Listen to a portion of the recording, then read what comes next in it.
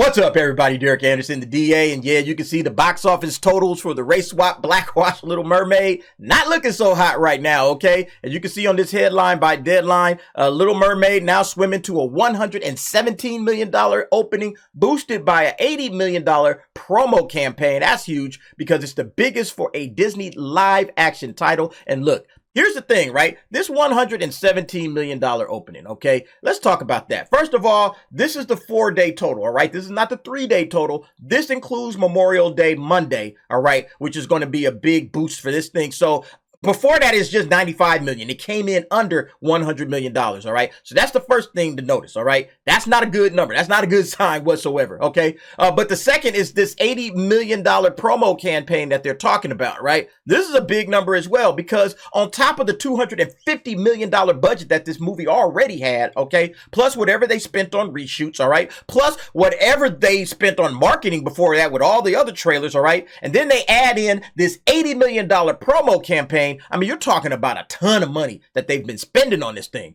And before I said, yeah, it's probably got to get somewhere in the $800 million range in order to break even. Man, this thing might have to get closer to 900 or even $1 billion right now based on all of the stuff that's going on with it, okay? But here's the kicker, okay? Little Mermaid was the last of those Disney Renaissance films, okay? Little Mermaid, Beauty and the Beast, Lion King, and Aladdin, all right? That came out and got remade into a live action. This is the last one of those, okay? And you have to think that Disney was expecting a similar result for this film that the others got, right? Now, let's check this out. This is Beauty and the Beast, all right? It did $1.2 billion. Now, notice the international numbers, okay? 60% of that $1.2 billion was internationally, $761 million.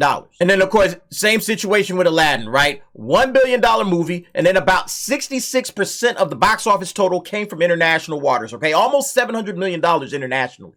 And lastly, we get to the Lion King, okay? 1.6 billion. Look, this thing did $1 billion alone internationally, all by itself, all right? And again, about 67%, okay? So it's heavy in the international realms, okay? These other three Disney films that were made from the Disney Renaissance era, okay, made into a live action movie, all right, they did heavy numbers, heavy numbers internationally, all right? So how's The Little Mermaid looking right now? Oh, man, you see that? It's like the flip reverse, right? It is absolutely the reverse of this. Look, 117 million, okay, for the domestic front. The international is only 36%, sitting at 68.3 million, okay? If Disney had its way, this thing would be the absolute reverse of that. This thing would have did bonko numbers internationally, all right? And so right now, it's sitting at $185.8 million. Disney has to be shaking in their boots at this point, okay? They're like, holy crap, look at all the money we spent on this thing, and nobody's going to see this internationally. What's going on? Yep, here we go. The Little Mermaid splashes to a $164 million global bow, but there's something fishy overseas as Disney pick is beset by review bombing. Of course it's review bombing. Of course it's review bombing, right? Okay?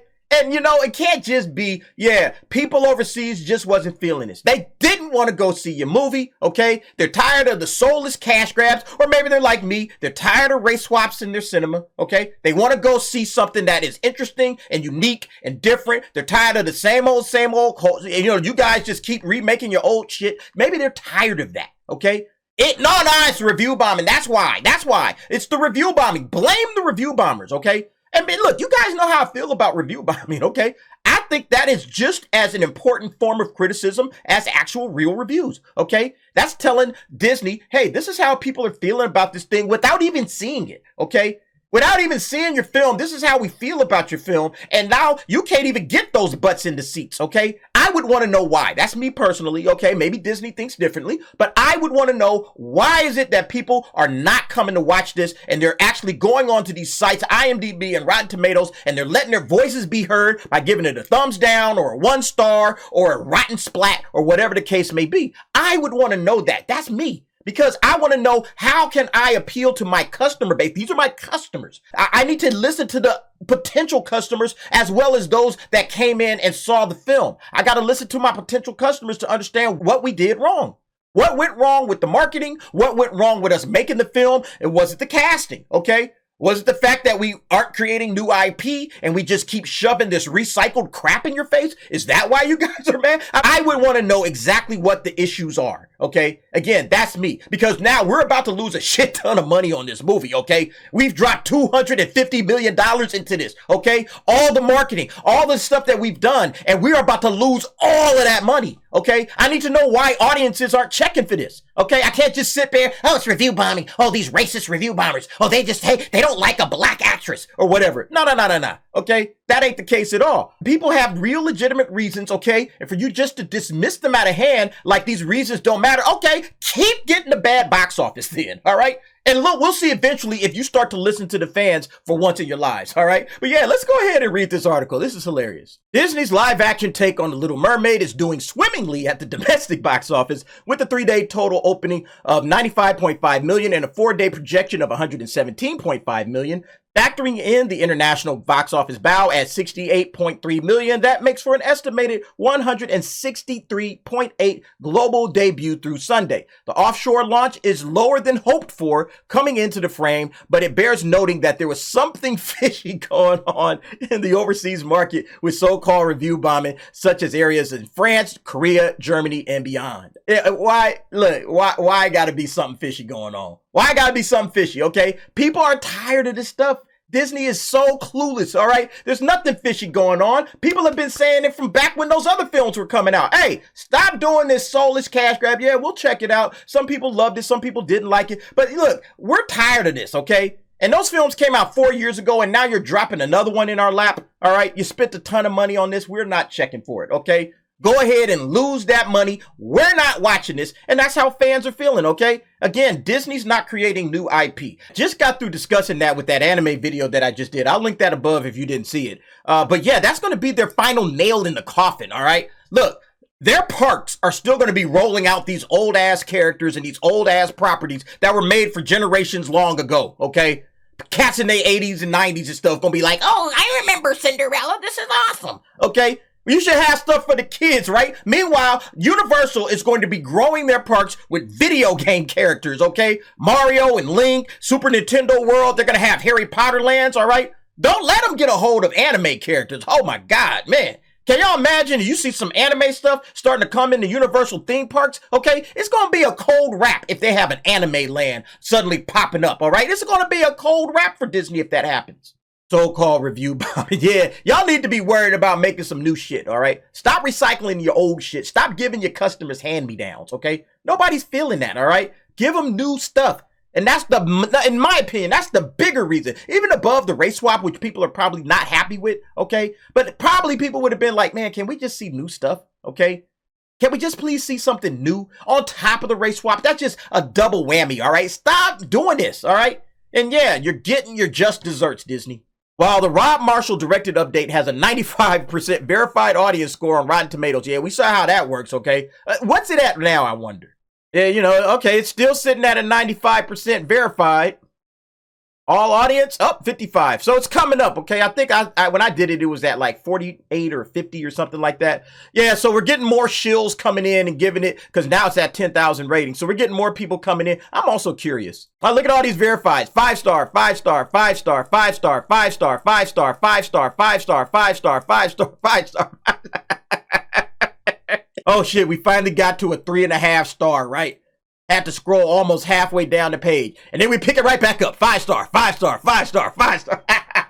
I'm telling you, man, they can put all of this verified shit up there all they want to. You cannot trust these clowns. Yeah, they say film rating websites overseas, including IMDb in the UK, Brazil, and Mexico, as well as Allociné in France, posted advisories during the rollout when negative user reviews appeared in questionable abundance. They never say that about the questionable abundance of the positive reviews. They'll never talk about it, ever, ever, ever. As we noted in our global preview, The Little Mermaid was expected to be more of a domestic play at the outset. However, it's fairly astonishing to see these overseas reactions, largely believed to be led by internet trolls. I wonder why the internet trolls would even bother with this. Okay, you know, again, they don't want to learn the lessons. That's fine. Let them lose. In France, where The Little Mermaid launched on Wednesday, Allociné wrote, "We are currently observing an unusual distribution of scores, which demands the need for caution. We encourage you to make up your own mind about the film." People have made up their own mind about the film. They made up their mind about this film a long time ago. Okay, people were saying, you know what? I'm not watching it. Okay, I'm not watching it. I'm not seeing it. I will go and give it a downvote and not watch it, and I'll just let it be. Okay, that's how people were feeling about this thing from the very get-go. While not unprecedented, this is a rare move. To be fair, critics at some respected outlets such as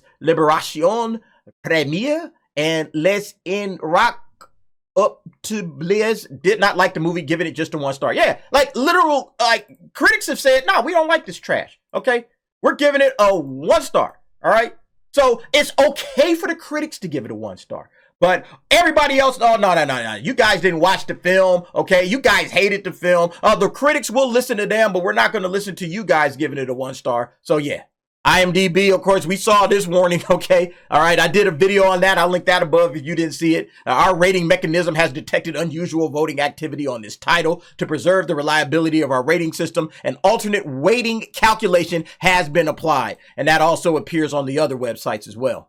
Some gripes have been about murky lighting or even just the why of it all when remaking a classic. In some pockets of the world, there has sadly been racially tinged commentary. Of course, y'all gonna throw that in. Korea's SBS News reported heading to the weekend that the film had been subject to ratings terrorism. Woo!